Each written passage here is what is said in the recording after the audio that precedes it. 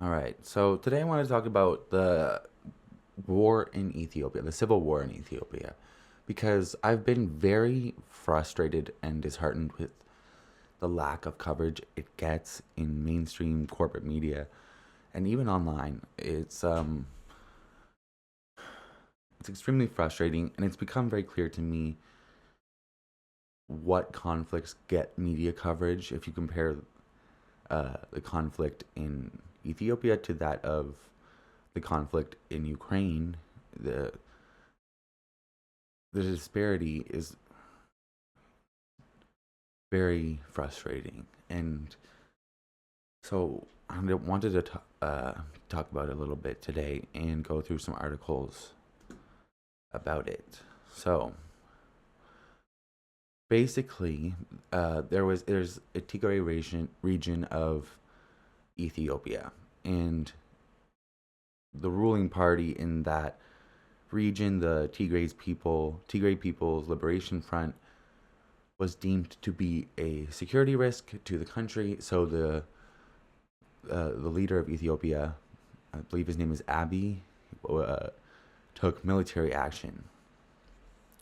So in November of 2020, the Ethiopian government began military operations in the Tigray region against the region's ruling party, the Tigray People's Liberation Front.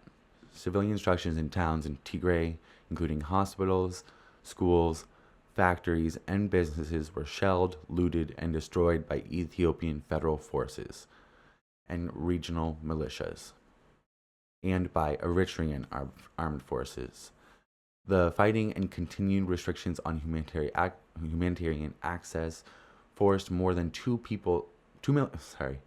million people to flee to their homes, with thousands fleeing into Sudan, and left at least 2.3 million in need of assistance. Okay, so just for some background information, this is the country of Ethiopia. This is the Tigray region that they started a civil war against, and this is Eritrea, which is a opposing country to Ethiopia. So, for some background information, the there was a war in 1998 between Eritrea and Ethiopia. It was known as the Badme War. It was a major armed conflict between Ethiopia and Eritrea that took place from 1998 to 2000. After Eritrea gained independence from Ethiopia in 1993, relations were initially friendly. However, the disagreements about where the newly created international border should be caused relations to deteriorate significantly, eventually leading to a full-scale war. The conflict the conflict was the biggest war in the world at the time, with over 500,000 troops partaking in the fighting on both sides. So, with Tigray being on the border, they were in conflict with Eritrea uh, a lot.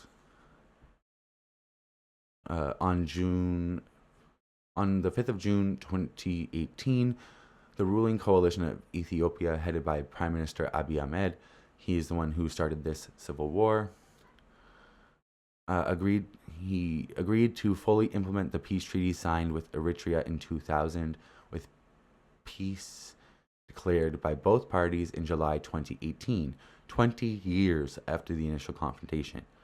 So there has been a long-standing feud between these two countries, and they just recently stopped the conflict and agreed to peace. So now that the same that Prime Minister Abiy Ahmed, he started a civil war with a particular region of his own country.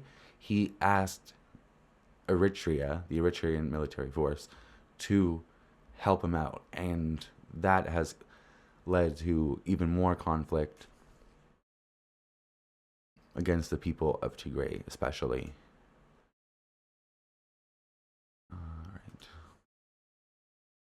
right. Both Ethiopia and Eritrea were placed under a U.S. backed international arms embargo as a result of the war. However, the embargo was later lifted for Ethiopia to enable its large-scale military operation in Somalia during 2006 as a part of the US-led war on terror.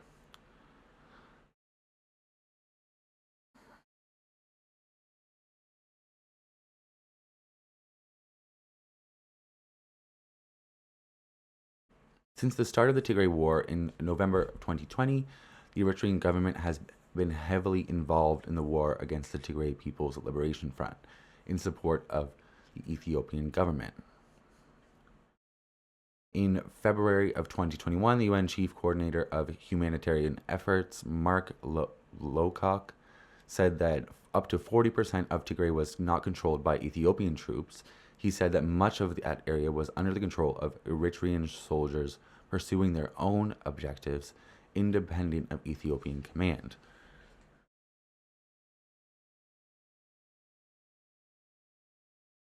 In 2022, the Ethiopia Tigray peace agreement was signed, established a permanent ceasefire between Ethiopia and Tigray. So the civil war was ended in 2022. Although Eritrea was not a party to it, so they did not sign to that peace agreement. They did not agree to peace. Eritrean forces continued to launch attacks on Tigrayans throughout November and December. From the 17th to the 25th of November alone, Eritrea was reported to have destroyed 241 houses and killed at least 111 people. Eritrean troops allied with Ethiopia's government may have committed war crimes and crimes against humanity. They did in Tigray, raping, enslaving, and executing civilians for months after the sign of a peace agreement, according to Amnesty International.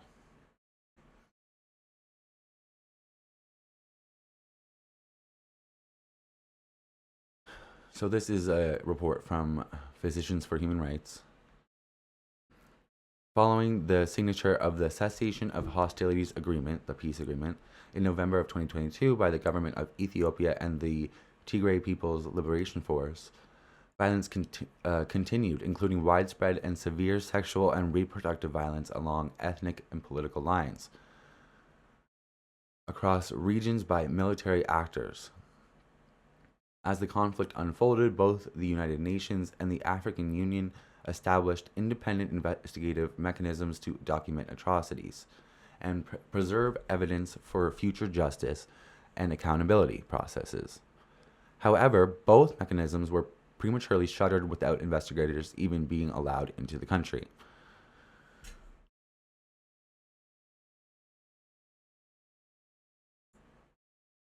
Widespread, systematic, and deliberate conflict-related sexual and reproductive violence was committed in Tigray and has continued since the signing of the peace agreement. Such acts constitute war crimes and crimes against humanity of sexual violence, forced pregnancy, sexual enslavement, and persecution on the intersection of ethnic, gender, age, and political grounds. Further, they violate international human rights law. While such violence has been perpetrated by all parties in a manner that indicates a desire to humiliate and harm, the data confirms that in Tigray, violence often was perpetrated with the expressed intention of, or in a manner consistent with a goal causing grave and long-term harm and destroying communities and the Tigrayan ethnicity. Furthermore, this report finds that a failure to meaningfully respond to the crimes committed in Tigray has led to spread of atrocities, including crimes against humanity and war crimes, to the Amhara and Afar regions of Ethiopia. So, what is unique here is that it's not one way. The Tigrayan people, the Tigrayan People's Liberation Front, some of their military has committed these acts on Ethiopians. Eritreans have been committing them on Tigrayans. Like it's just like been going, and everybody's doing it to each other. uh, Tigrayan People Liberation Front, a lot of them were doing it out of retaliation, which is not okay.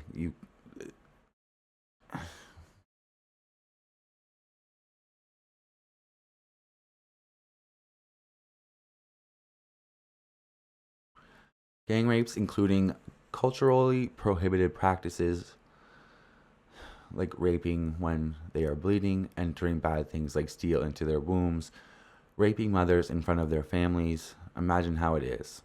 It is a very sad. Their children were killed and they were also raped.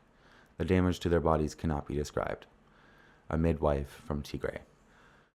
So, I think it is important to acknowledge that the majority religion in uh, Ethiopia and Tigray, especially, is Eastern Orient, Oriental Orthodox Christians, Christianity, Eastern Oriental Orthodox Christianity, and the the women dress modestly. They wear headscarves. They are very religious. This is so when they're talking about culturally prohibited practices like raping when they are bleeding. Obviously, if you're not religious, it's still just as bad, but it's another layer of shame that's been put onto these women from the perpetrators.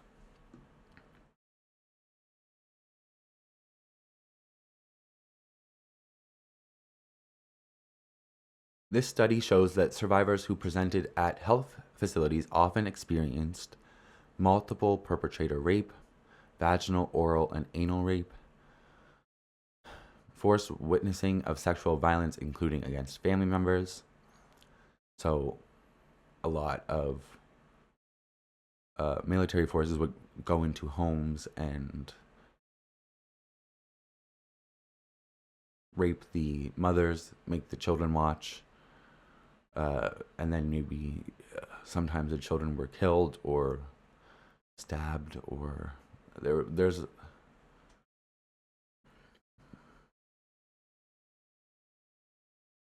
insertion of foreign objects into the vagina following sexual violence. So, a lot of in a lot of cases, it wasn't just SA; it was gang rape. It was gang rape, and then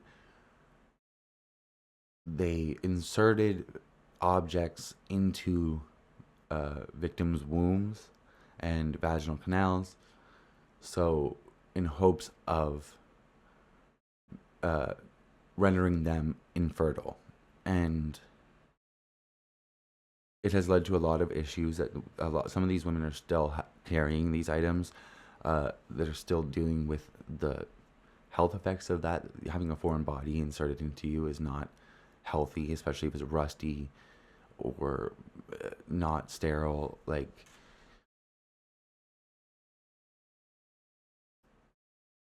forced pregnancy and forcible transmission of HIV or other sexually transmitted infections.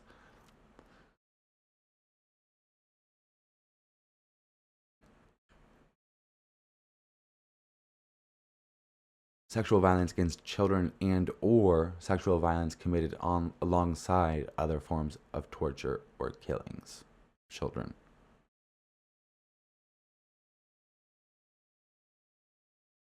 Clinical data documented by healthcare workers and accounts shared with healthcare workers indicate that perpetrators intended to instill terror, humiliate survivors, and exert control over survivors. Furthermore, the data gathered related to the targeting of survivors, specifically based on ethnicity, and information gathered on intention to commit sexual violence to impair fertility, force pregnancy, and intentionally infect with STIs, including HIV. So, we talked about earlier a lot of places in Tigray were looted and shelled and made useless. that included a lot of the hospitals. So when they are trying to forcefully infect with STIs, it's also extremely hard to get treatment for that. So it's a bad situation all around, to say the least. Um, a lot of the sexual violence was the goal of it was to, like they say here, impair fertility, force pregnancy, and intentionally infect with STIs. In the hope to impair fertility, even STIs can impair fertility a lot. We can get scarred fallopian tubes and ovaries, depending on what STIs you may have. Also, HIV is not a death sentence anymore, but especially following the cut of USAID, it's extremely hard to get treatment in certain places. And not only that, it's a lifelong condition. It's something you will carry over you for the rest of your life because somebody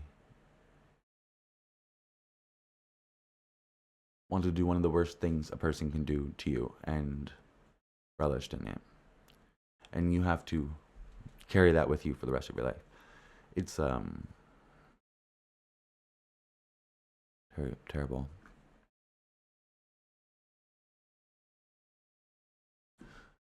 So this is a nurse in Tigray. They inserted paper with written letters into the women's vagina, causing damage, and I still have photos of those letters. We have seen this in more than one client. The letters found in their vagina stated a plan for revenge for 1990, the Ethiopian Eritrean War. 1990 refers to the Ethiopian calendar, which is the year 1998 when converted to the Gregorian calendar. So in Ethiopia, they do not use the Gregorian calendar. I believe, I think their years are like 13 months long instead of 12 months long, like the Gregorian calendar. So the year is different. So when they say 1990, they're referring to the war in 1998, which we talked about, the Badme War.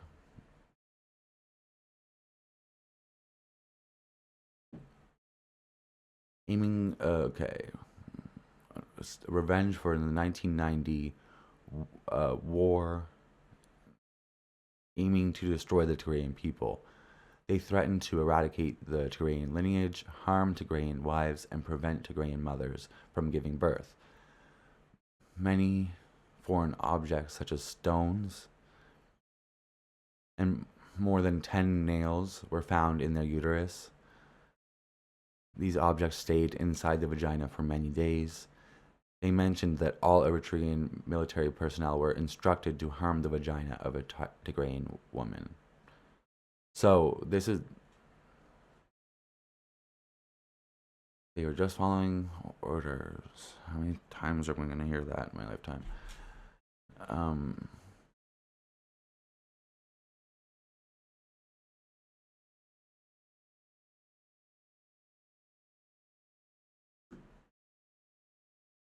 Okay, so this is, like I was talking about earlier, in the Amhara and Afar regions of Ethiopia, the patterns of perpetration of sexual and reproductive violence were indicative of violence that was driven both by the presence of ongoing varying conflict, and a lack of atrocity prevention stemming directly from the conflict in Tigray. So this stemmed from a civil war between Ethiopia and one of their own regions. So other regions of Ethiopia were also fighting Tigray. So these are accounts from a physician and a nurse in Amhara, and basically a lot of the attacks committed there were retaliation for what happened in Tigray, and it doesn't.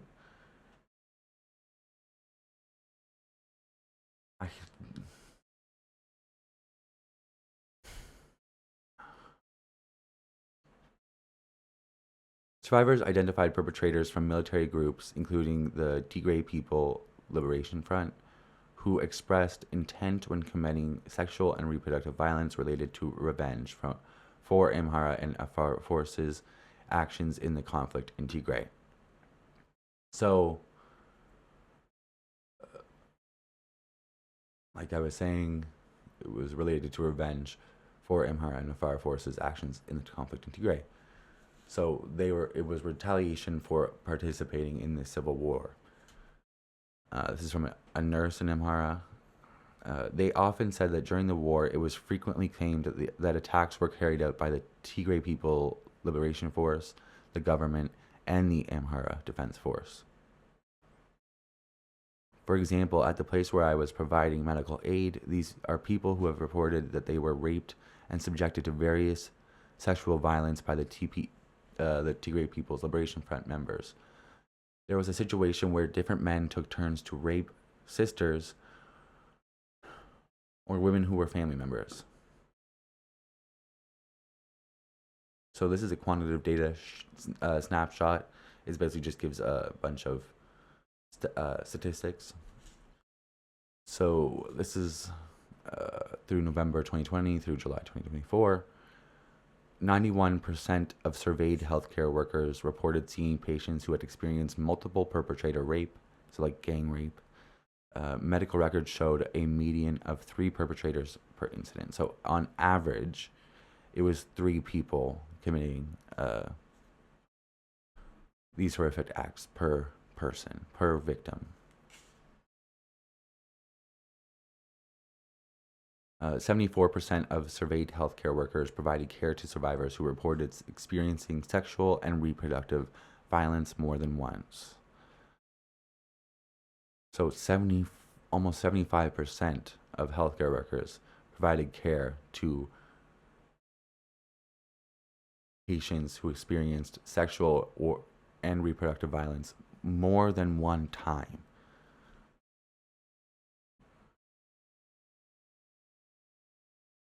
%90 of surveyed healthcare workers saw at least a few patients with unwanted pregnancy.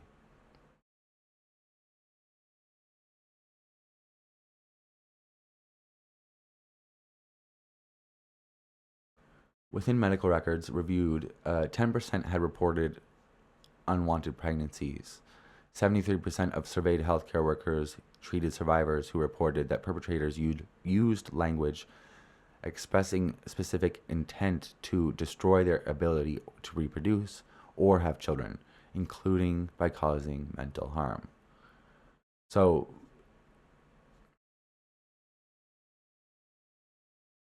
almost 75% of surveyed healthcare workers treated patients who say that the perpetrators specifically used language expressing intent to destroy their ability to have children. 76% of healthcare workers surveyed reported observing higher rates of sexual violence among patients based on ethnic identity. Within the medical records reviewed, 50% of patients were 50% of patients tested were positive for STIs, and 17% were positive for HIV.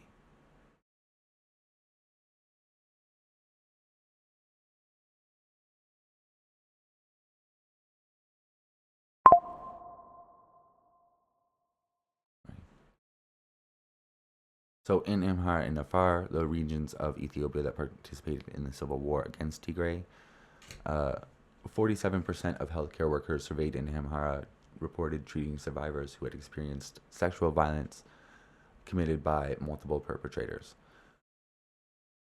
71% of healthcare workers surveyed in the Afar region had seen female patients who reported that they had experienced sexual humiliation. Within the medical records reviewed, 23% indicated cases of sexual humiliation and 11% indicated cases of forced nudity. So, I mean, forced nudity like that's not okay, humiliating, like sick. But also, like I was saying, these women are fairly modest dressed, and it just adds a whole other layer, like, to the situation at hand. 74% of surveyed healthcare workers in Amhara saw at least a few patients with unwanted pregnancy. 91% of surveyed healthcare workers in Afar saw at least a few patients with unwanted pregnancy. Okay, so this is a report from Amnesty International, and these are reports from victims. Estagnet, a 16-year-old girl from Division, was abducted and held captive in Adubai by Ethiopian soldiers while fleeing with her mother and siblings. She was taken to a house where an officer of the Ethiopian National Defense raped her, while 3 other men waited outside. He took her virginity and left her to 3 other men who also raped her. They kept her for 3 days in that house and repeatedly raped her. Then, after 3 days, at night, they let her go.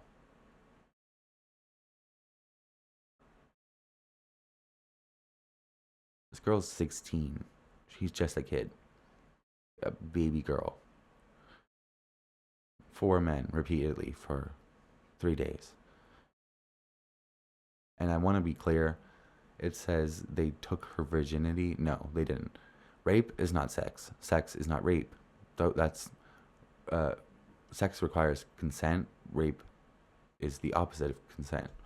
You don't need consent for rape. That means they're 2 different things. The only thing that can make you not a virgin is by having sex. So she is still a virgin. Just to be clear. Latay, a 20-year-old woman, was assaulted in her home by armed Amharic-speaking men, wearing a mix of uniforms and plain clothing. They pretended to search for weapons and got her parents and siblings out of the house while Latay was sleeping in a room. 3 men came into the room where she was. Latay woke up due to the noise they were making. She did not scream. They gestured to her to not make any noise or they would kill her. They raped her one after the other.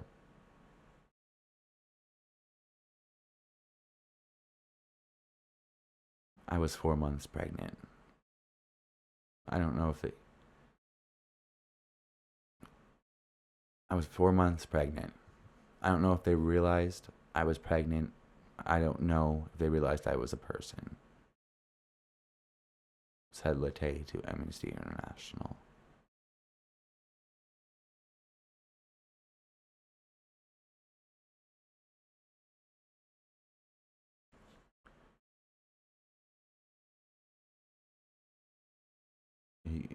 Jerusalem, a 39-year-old mother of 2, was seized by Eritrean soldiers, together with 2 other women, as she was traveling east with her children fleeing conflict in her hometown. They kept her for 24 hours and used a hot iron rod to burn her. They also inserted pieces of metal in her womb. 5 of them raped her in front of her children. The medical director of the hospital where Jerusalem was treated told Amnesty International that 4 metal nails were removed from her body. Those nails were making movement difficult for her since her ordeal. 2 months before the surgery, they also was making it difficult for her. They also found a burn on her upper thigh from when she was raped. The hot iron rod. The accounts of sexual violence against women and girls in Tigray have a lot of similarities. They all show intent to inflict lasting physical and psychological damage on the survivors. Soldiers and militias subjected Tigrayan women and girls to rape, gang rape, sexual slavery, sexual mutilation, and other forms of torture, often using ethnic slurs and death threats. Oh, snap. Okay. So this is a report from The Guardian.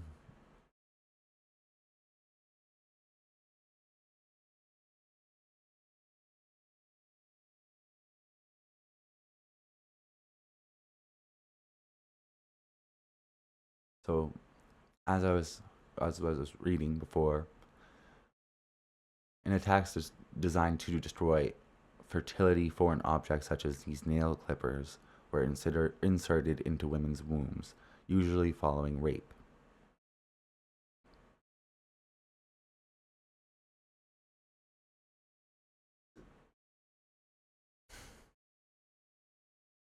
So these are nail clippers that were inserted through the vaginal canal with the intent to render this victim infertile.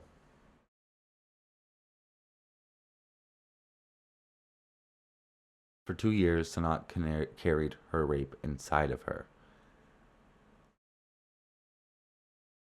The agony never faded. It attacked her from the inside out. The remnants of the attack stayed in Sanat's womb, not as a memory or a metaphor, but a set of physical objects. 8 rusted screws, a steel pair of nail clippers, a note written in ballpoint pen and wrapped in plastic that read, "Sons of Eritrea, we are brave. We have committed ourselves to this and we will continue doing it. We will make Tigrayan females infertile." So, what I just read to you was retrieved from Sanat's womb, written on a note.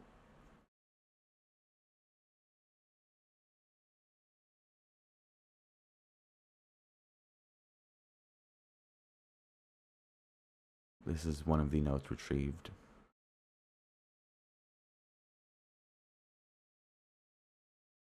She is one of tens of thousands of Tigrayan women subjected to the most extreme forms of sexual violence in attacks designed to destroy their fertility. Medical records and x-rays obtained by The Guardian and reviewed by the independent medical specialists show a pattern of cases where women have had foreign bodies forced into the reproductive organs, including nails, screws, plastic rubbish, sand, gravel, and letters. Under international law, it is genocide to destroy fertility or prevent births with the intention of wholly or partly destroying an ethnic group. The letters written by the rapists, wrapped in plastic and inserted into women's uteruses, make their intentions clear. Several mention bitter border disputes with Tigray in the 1990s and promise vengeance. In another note extracted by the hospital from a different woman is written, "Have you forgotten what you did to us in the 90s? We did not forget. From now on, no Tigrayan will give birth to another Tigrayan."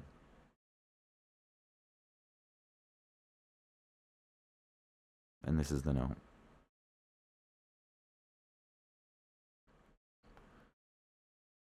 Sanat had given birth to twins 7 days before the attack. So she's 7 days after giving birth. 7 days. Just a single week. Her body is still fucked up in unimaginable ways. And I don't mean like fucked up, but like creating life puts you through it. And delivering a baby, she had twins, that messes up your body. It just does. And it's such a sacred time as well.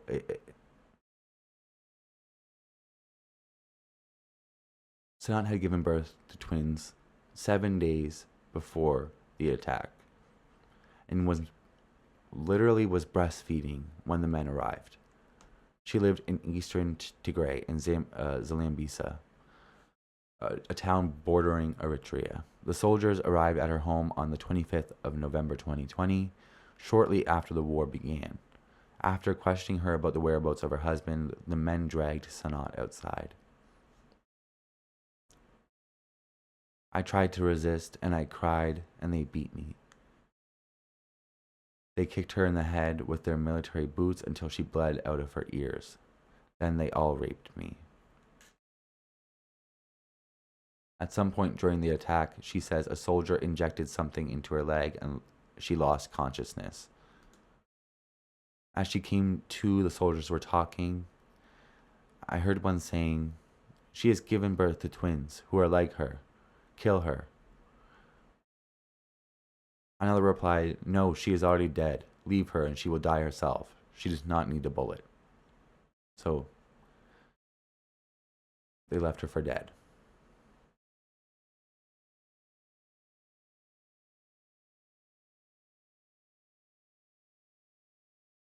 Miraculously, Sanat did not die. For 6 months, her mother nursed her. There were no medical facilities functioning in the area, but she knew something was terribly wrong. She was in constant pain, and fragments of plastic and debris would occasionally pass from her vagina. It was almost 2 years before Sanat finally approached a medical clinic for help. I was stressed, I had a bad smell, and the other women were not willing to be with me. I was crying outside the clinic. The sister asked me, "If you are willing, let's check your womb." After removing the materials visible through her cervix, the staff performed x-rays to check for more foreign bodies. The image they produced is difficult to comprehend. At the center of Sanat's uterus, between her hip bones, lies a pair of metal nail clippers. When they were removed, they were rusting, says Sister Roman who treated her. Sanat says she often thinks of ending her life. "I think of dying," she says. "I think of committing suicide." She says that she has one enduring desire. Justice must be served, and those who are responsible must be accountable. I would be happy then.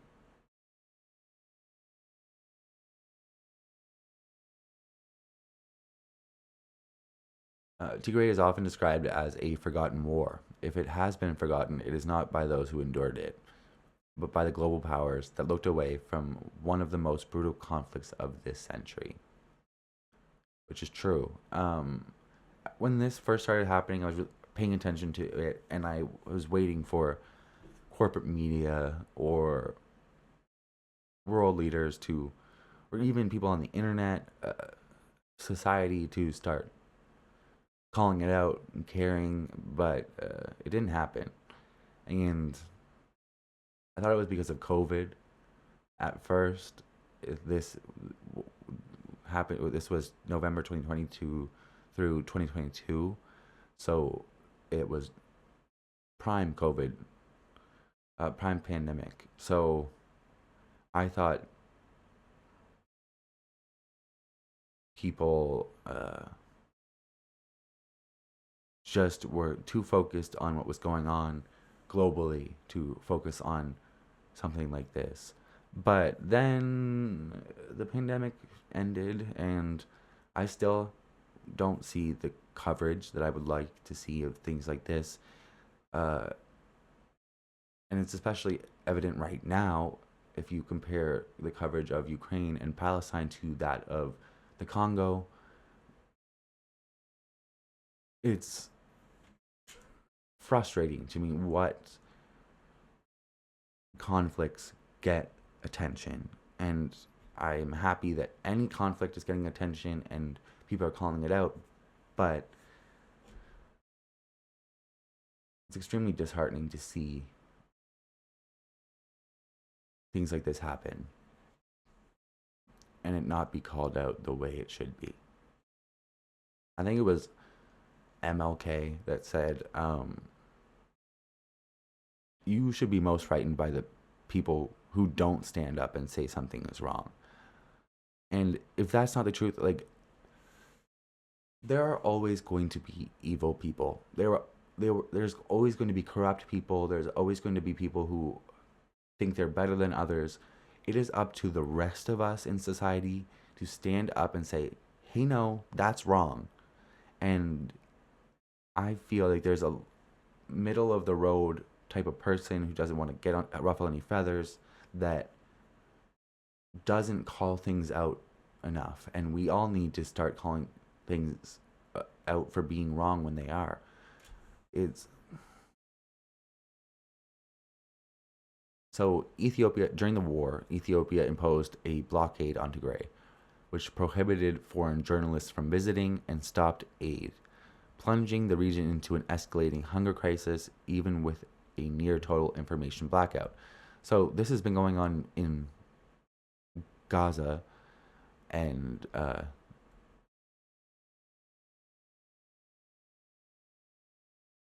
it's those are war crimes. You can't do that. You cannot stop aid. You cannot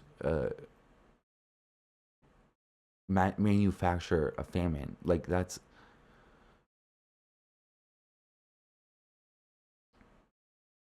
even with a near total information blackout.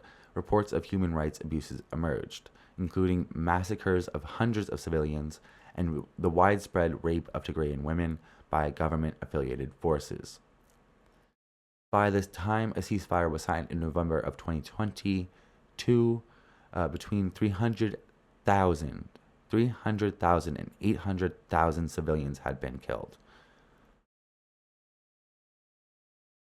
Researchers from the University of Ghent estimate either directly in the violence or by starvation as a result of the blockade that between 300 and 800,000 civilians were killed.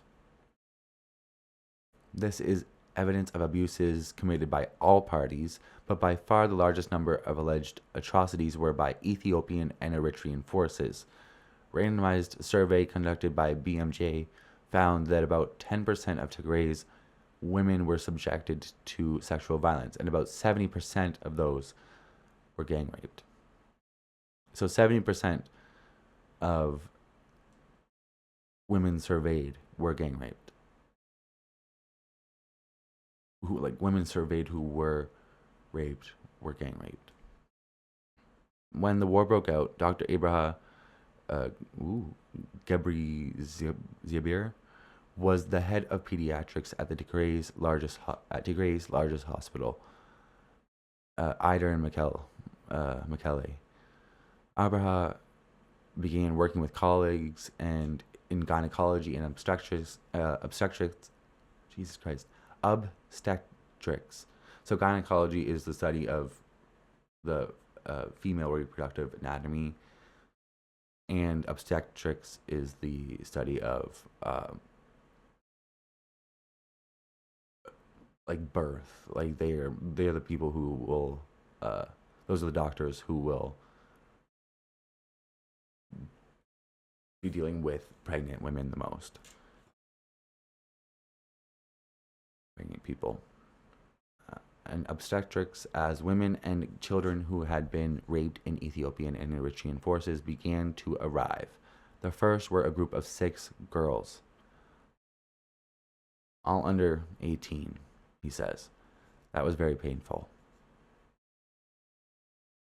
When they detected their first case of a woman with objects inserted into her womb, Abraha says staff were shocked.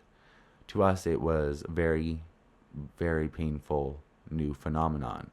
We had never heard of this gang rape and insertion of foreign bodies into women. Even witnessing one case was too painful to bear. So these are nails inside of an abdomen. They were forced into her womb, and then you can see them down here on the chest x-ray.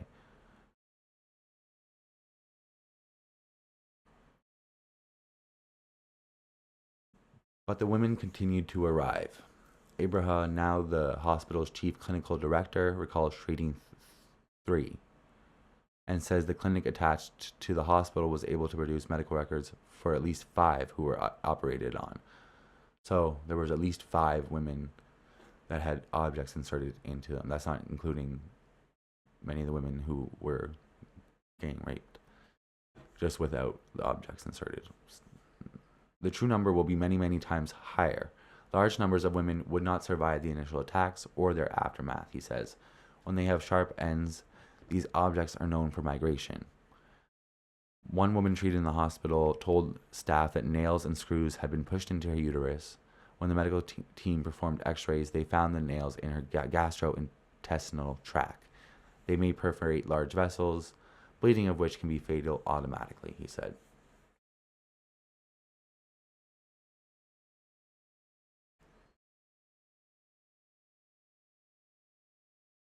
So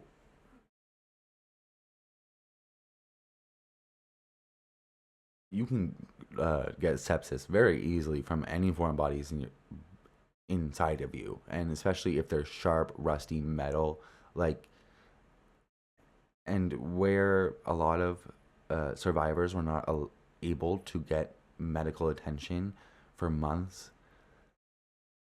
There's a very high chance that a lot of victims passed before they were able to get medical treatment, but not killed by the initial attack. It was the aftermath of the initial attack that was fatal, like he says here. Especially if one of these objects are hit like a blood vessel, like an artery or a vein, especially internally, it can take you out in a few minutes. For the survivors, rape remains extremely stigmatizing, and women avoid seeking medical care or disclosing their injuries. So this goes along with what I was talking about with the culture and the religious majority in Tigray.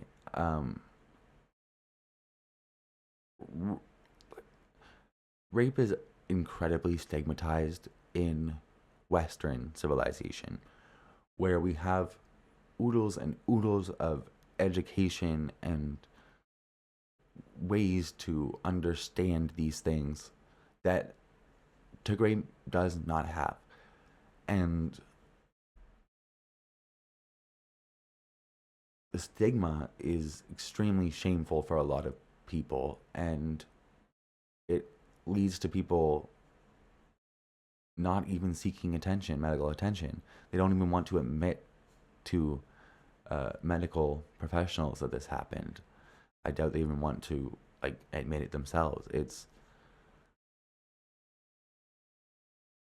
like I said, regardless, it'd be bad, but it's another layer of how terrible this is. Many were told by soldiers that they would be killed if they sought help. Of those that did make it to hospitals, a significant proportion are unrecorded. So along with the stigma and shame and everything that goes along with this type of attack, the soldiers would tell them, if you go get help, you will be killed, we'll find you. And so there was a lot of fear around going to get medical help as well. So there's fear attached to it, shame, huge stigma. There's so many reasons for these victims to not seek attention, medical attention, especially if they don't have any adverse effects afterwards. And they need medical attention. I don't mean to shame, I'm not trying to shame them for it, but they need it. And the situation created has made it so that there's enough reasons for them to say, oh, maybe I shouldn't. And that is terrible. We should not ever have a situation where that happens.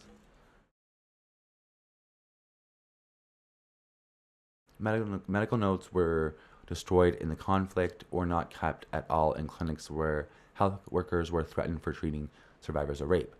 So along with the victims being threatened, healthcare workers, when the military forces would come in and raid, shell, and loot the hospitals and other buildings, they would make a lot of threats to the healthcare workers that they shouldn't treat survivors of rape. So there was a lot of fear on both sides of the treatment, and there was risk involved all around. The combined invaders during that period were threatening any healthcare providers assisting such women. Any healthcare worker assisting the survivors in any way was assumed a traitor. So there was an attempt to hide scared survivors, Abraha says. Raped women told hospital staff how Ethiopian National Defense Forces soldiers warned them not to visit healthcare facilities, otherwise they would find them and kill them, Abraha says. Some didn't finish basic lab tests and post-exposure prophylaxis. They just went out and disappeared. So post-exposure prophylaxis is that's an HIV test. And the medication, there is you can take, if you have been exposed to HIV, there is a medication that you can take directly after.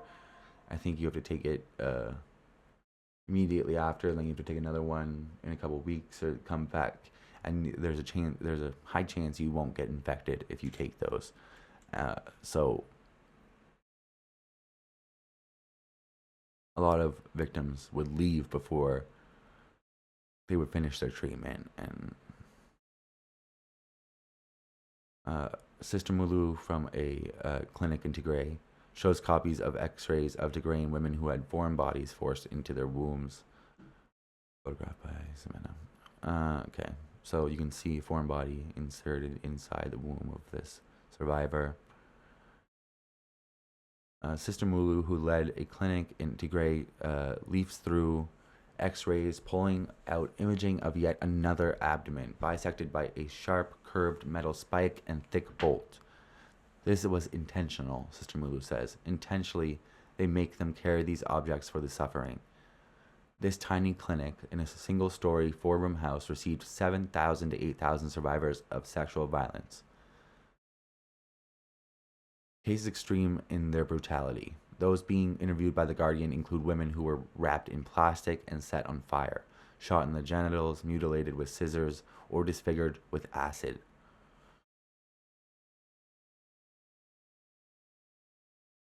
This is Sanat from the survivor we were talking about earlier. Eritrea's president Isaias Afwerki has dismissed the allegations as make-believe. So the leader of the country of Eritrea, has come out and said basically that this is all false. All of these pictures are made up, I guess. I don't know. All of these thousands and thousands and thousands of victims are all lying. It's so frustrating. Everybody talking about human rights violations here and there, rape, looting. This is a fantasy, he said in 2023. Isaiah rarely responds to non-state media. Shocking. This 2023 comment constitutes his latest substantive response to the allegations.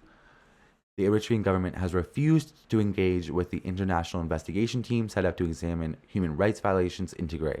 And according to the UN, there is no likely prospect that the domestic judicial system will hold perpetrators accountable for their violations.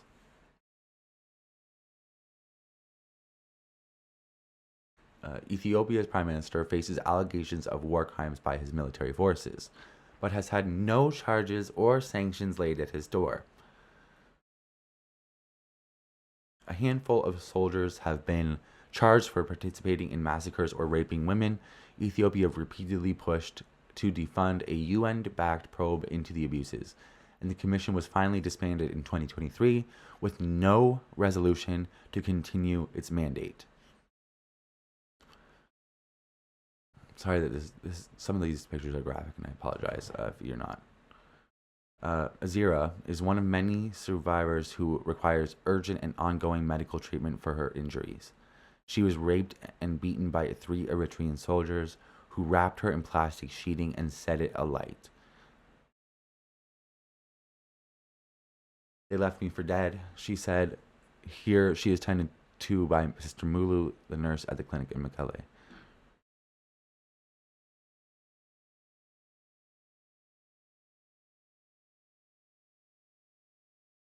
While the war is officially over, the violence in Tigray continues. Research since the ceasefire shows sexual violence by security forces has continued unabated. According to the Office of the UN High Commissioner for Human Rights, Eritrean soldiers continue to occupy significant parts of Tigray, particularly eastern regions, where they are committing violations including abductions, rape, property looting, and arbitrary arrests. And now, rising tensions between Ethiopian government and armed groups in Amhara and Oromio leave the entire region vulnerable to toppling into civil war again. So, like we've been saying, since the COA, the peace agreements, Eritrea was not a part of that and has continued to commit war crimes and violence and property looting, abductions, rape, arbitrary arrests. Many of the women speaking to The Guardian allege that they were held and repeatedly raped at military bases by both Ethiopian and Eritrean forces. So there's really, I want to be clear, I'm not trying to vilify anybody here. I think men are men, war is war, genocide is genocide. It's white people have done it all around the fucking world. Currently in Gaza, it's happening.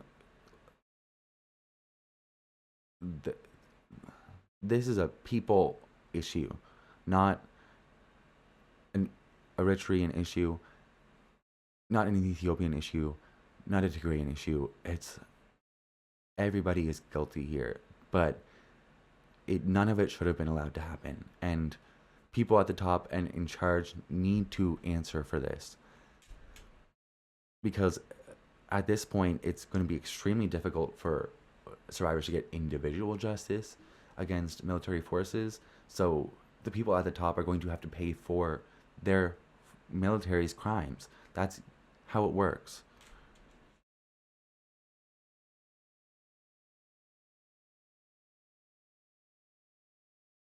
Today, little remains of the place Alana was held but the gray cinder block walls. 2 years ago in this building, used as a military base in Adi Barak, women say that they were repeatedly raped by occupying soldiers. Alana says she was thrown into a cell with another woman. Oh no. Sorry.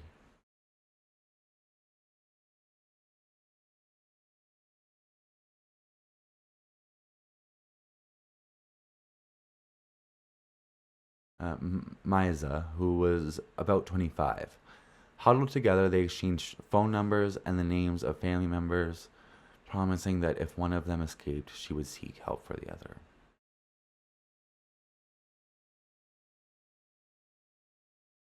Alana says Maiza was raped by 14 soldiers before she died. Men who then made Alana dig a grave for her friend.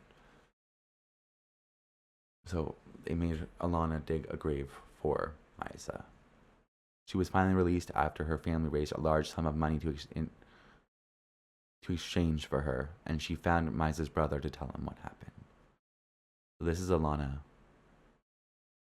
standing where she and Maiza were held and raped by Eritrean soldiers, and where she says Maiza eventually died of her injuries. Hana, 21 years old, was abducted from home by 10 Eritrean soldiers and held for 4 days at a military base. Approximately 60 women were being held, she says, and she has no idea if they survived. They locked me in a room. Then over 4 days, I was raped repeatedly. At the end, they poured acid on my head. I woke up on the road. The Eritrean soldiers had dumped me there like I was nothing.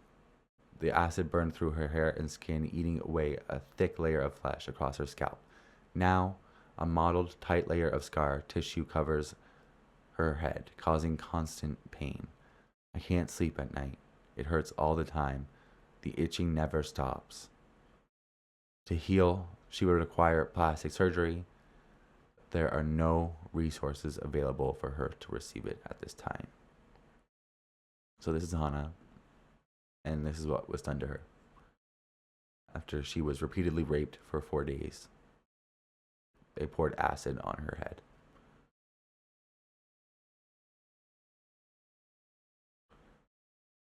And I want to talk about hair is, a lot of people view it as superficial.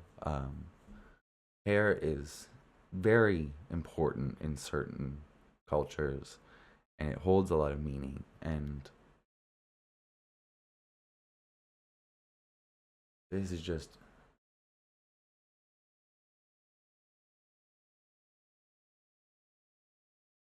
for the women who survived the insertion of objects, living with this kind of foreign body means severe and long-lasting adverse health consequences and injuries, says Dr. Rose Olson, an internal medicine specialist and instructor at Harvard Medical School, who has reviewed and commented on X-rays from the cases. If the object was inserted into the vagina and was done so in a very forceful manner, it could certainly lead to a perforation or break through the tissue. So if it is sharp, it could go through the womb and enter other parts of the body.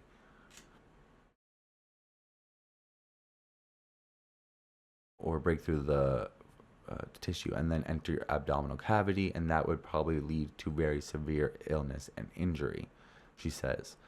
The objects could easily remain there for years, Olson says, but would put the women at extremely high risk of pelvic inflammatory disease or inflammation, which can lead to things like infertility and scarring, chronic pelvic pain, and fistulas. For someone who's 20 or 30 years old, a lifetime of infertility, a lifetime of chronic pain, a lifetime of post-traumatic stress disorder that's untreated. It's very severe.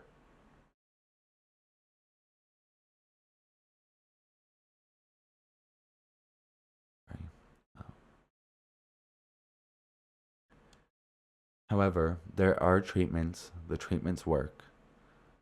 That's where there needs to be a lot of attention and energy focused. But now, some of the few clinics that helped survivors are shuttering.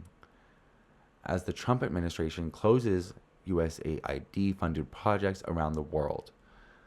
The Centers for Victims of Torture, which runs 5 sites in Ethiopia's Tigray region, had to cease counseling and physiotherapy sessions for women raped during the conflict after receiving a stop work order. In Tigray camps for internally displaced people, where a number of women speaking to The Guardian now live, the handful of mobile clinics that provide healthcare are shutting down.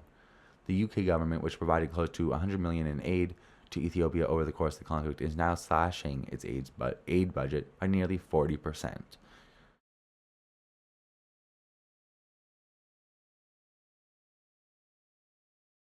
So this is a picture of this is a 15-year-old girl. I gave her a fake name, but this is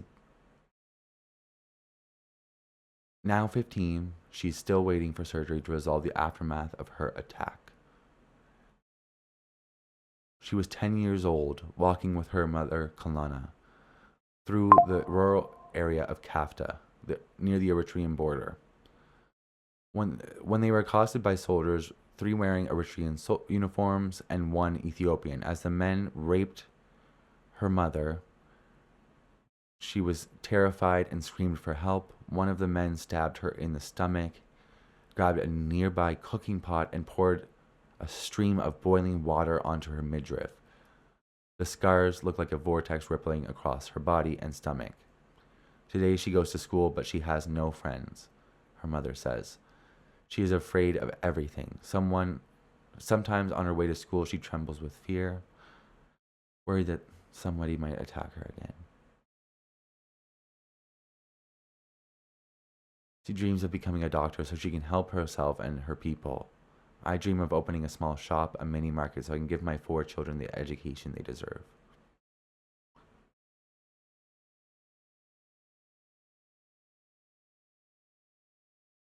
This is a picture of Marina. She's 25 years old. She was raped by a group of soldiers from the Amhara militia and shot in the genitals. I don't remember exactly how many assaulted me. There were too many to count. So, this is a report from BMJ. Sexual gender-based violence was highly prevalent during the first 8 months of the Tigray War. Almost 10% of the girls and women of reproductive age interviewed were sexually abused, mostly by rape. Gang rape was the most common and frequent form of sexual violence. Physical and psychological forms of violence were common too. Underage girls, elder women, and men were also victims of sexual violence and physical violence. Physical traumas, depression, suicidal attempts, emotional change, unwanted pregnancy, STIs, and HIV infection were the most common consequences of the sexual gender-based violence reported. 90% of survivors of sexual violence have not received medical care or psychological care because most health facilities were destroyed and looted.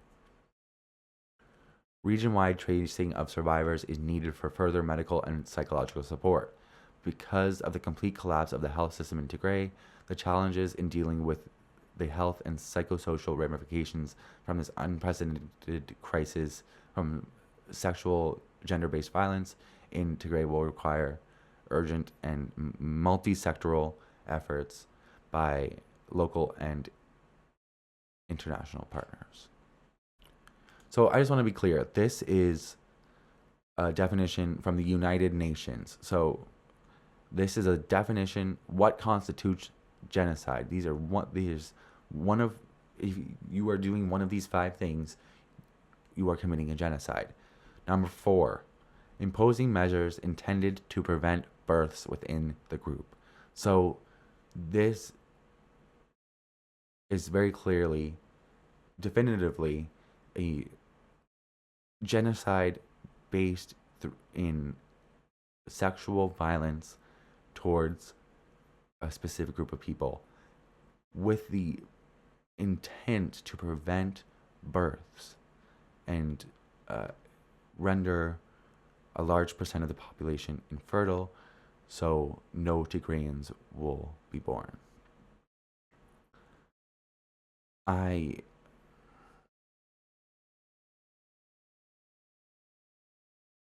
This is rough. This was a rough video, I'm not gonna lie.